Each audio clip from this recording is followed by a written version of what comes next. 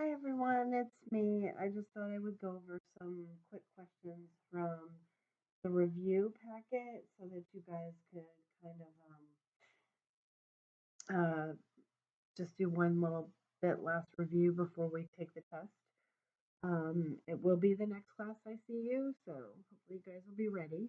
Um, so I'm going to do a couple, solving by substitution, and then I'm going to do solving by elimination. And then I'm going to go over the method on how I solved two out of the three of the word problems that I did. I'm just going to have the equations so that you guys can see where we are. Anyway, so when we solve by substitution, one of these variables has to be all by itself, right? And so that we can substitute that variable in for either the x or the y in the other equation. So what I'm going to do first here is I'm going to just make life easier on myself and use this x minus y is equal to -2 and solve for my x, okay? So to do that, I just go ahead and add y to both sides. So here, x is equal to y minus 2. So what that tells me is that I can plug this in, 4x, into this other equation. But remember, you have to put parentheses around it so that you remember to distribute. So I'm going to write 7 times x, which I've now realized is y minus 2, plus 2y is equal to -5. And then I distribute, so I get 7y minus 14 plus 2y is equal to -5. I add my like terms right here. 7y plus 2y is 9y minus 14 is equal to -5. And then I add 14 to both sides. And I get 9y is equal to 9. Divide, and I get y is equal to 1. Now remember, I have to solve for both x and y here. So what I'm going to do is plug in this value into this equation so I can solve for x. So x is equal to y minus 2, and I know that y is now equal to 1.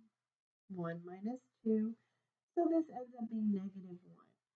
So we have an x that's equal to -1 and a y that's equal to 1. Remember to always put your x value first.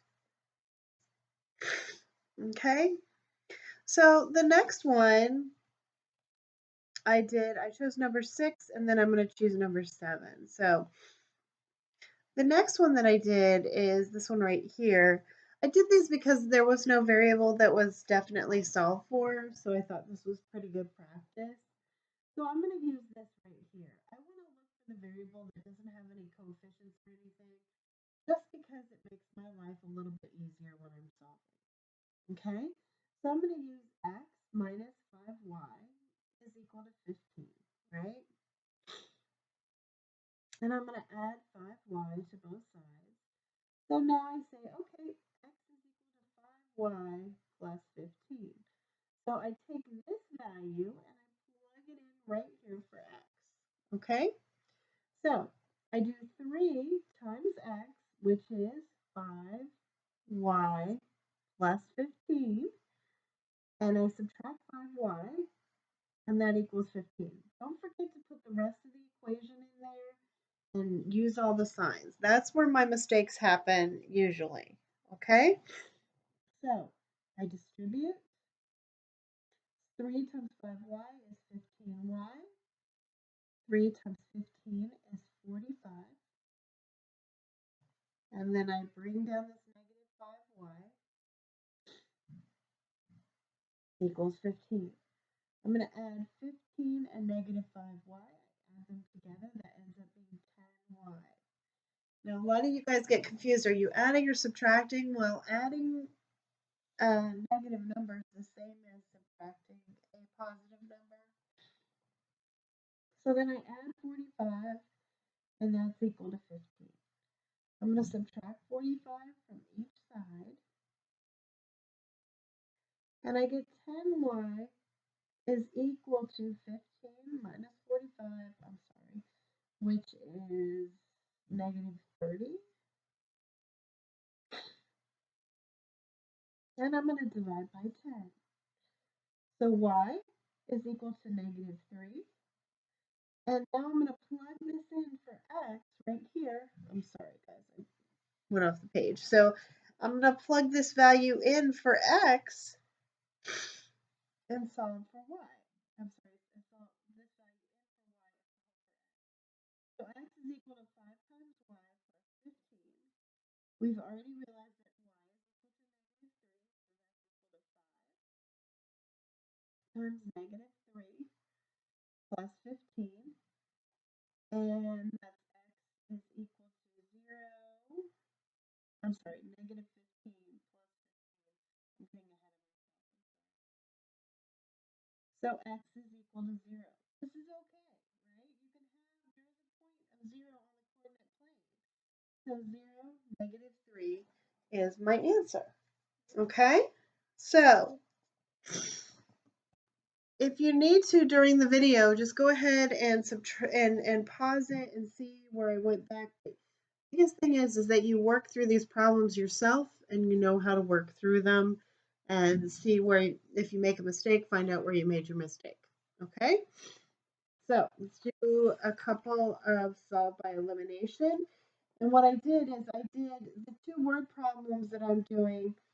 The first one was the hamburger problem, and the other one was the popcorn and candy movie theater problem, and I was solving for a particular value. So I thought those are both eliminations, so I was going to go ahead and do those as well. So just 3 more problems. Let me go grab my calculator and never get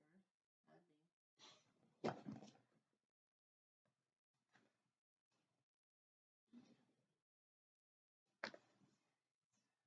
Okay.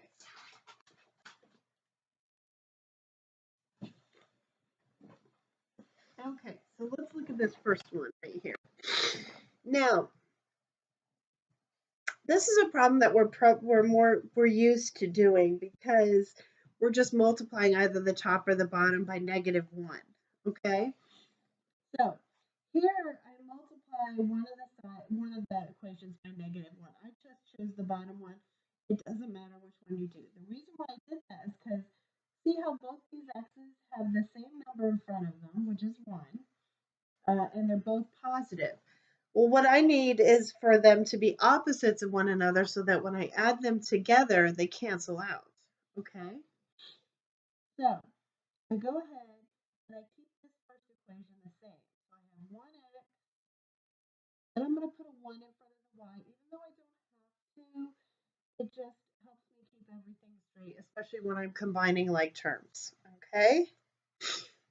And then I do 1x minus 6y. I'm sorry, this is, I multiply -1 times that, and then a -1 times that, so that becomes positive 6y, and this becomes a positive 25. Then, I do like I did in elementary school, I vertically add them, so these go away. -1 plus -1 is 0. So this ends up being 5y is equal to 15, and I divide by 5, right? And I get y is equal to 3. So I can go back to either one of the equations and plug this in for y and solve for x. So I have 1 times x minus y, which is 3, equals -10. I'm going to add 3 to both sides, and I get x equals -7. So my solution is -7, comma 3.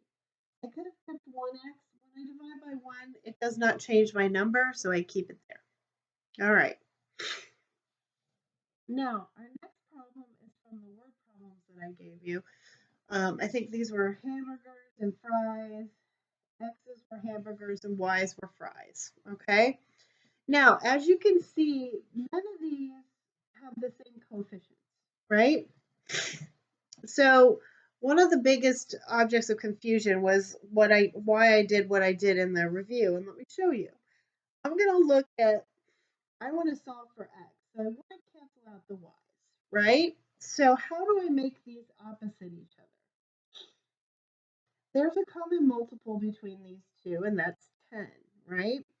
So if I multiply this guy by -2 and the bottom one by 5, then I'd be able to cancel them out. The reason why I have to multiply one of them by a negative number is because they're both positive, okay? I need a negative and positive. So if I made this, one of these, let's say I make this guy negative 10 and this guy positive 10, what do I need to multiply them for? By. So what I'm going to do is multiply this first one by negative 2, and then I multiply the second one by a positive 5. If I multiply them both by positive numbers, then they would both be positive and they wouldn't cancel each other out. If I multiplied them both by negative numbers, they would also both be negative and they would not cancel each other out. So one has to be positive and one has to be negative, but they have to be opposites of one another. Okay? I know that's confusing, so just hang in there. Okay? So this becomes negative 16 times x minus 10y, right? And this becomes negative 48. Okay? Multiply everything here by 5, I get 30x plus 10y. Now, do you see what we did here? These guys are opposites of one another, so if I add them together, they equal 0. So I'm going to do 5 times 16, 60.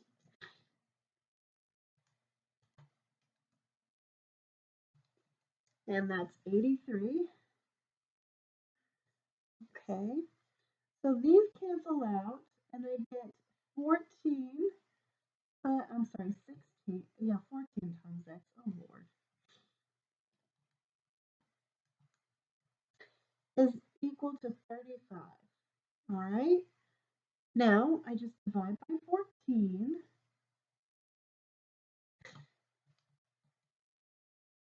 X is equal to 2.5.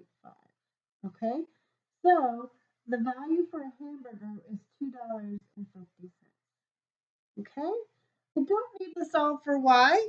I'm sorry, guys. I don't need to solve for y, but because it's just asking for the cost of a hamburger.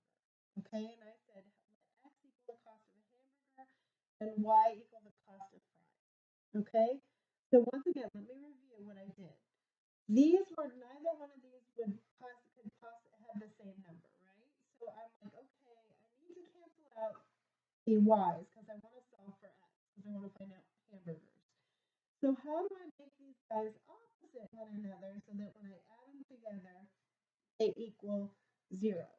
So I said, well, if I make them 10, I multiply this guy by 2 and this guy by 5, and they both be 10, but one of them has to be negative.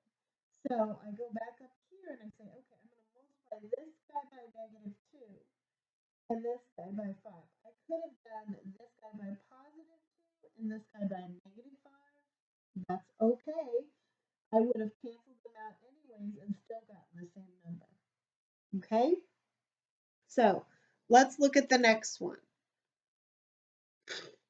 This is almost exactly the same thing. We're solving for, I think it was popcorn and candy. Candy was X and Y was popcorn, right? So we want to solve for Y. So we want to cancel these guys out. Well, if I multiplied them by, one of them by a negative number, right? And one of them has to be multiplied by a positive number.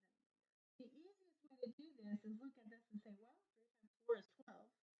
So if I multiply this guy by 4 and this guy by 3, these will both be 12. So one of them has to be negative. So which one do I do? I'm going to go ahead and I guess multiply this first one by negative 4. I could have multiplied these by negative 3. It's fine, whatever way I choose. Okay? So I get negative 12x minus 8y. I've got 1835. That's negative 73.4. And then this becomes 12x. Now see how when plus 9y is equal to 2605 times 3 is 7815.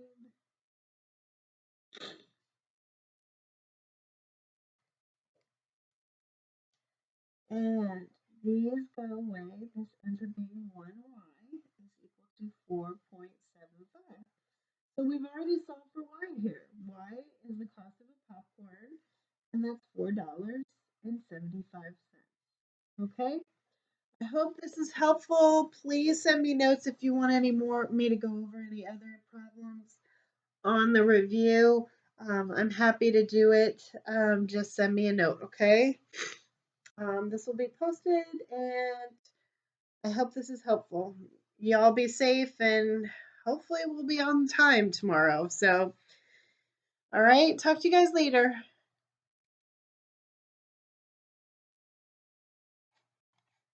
Oh, shoot.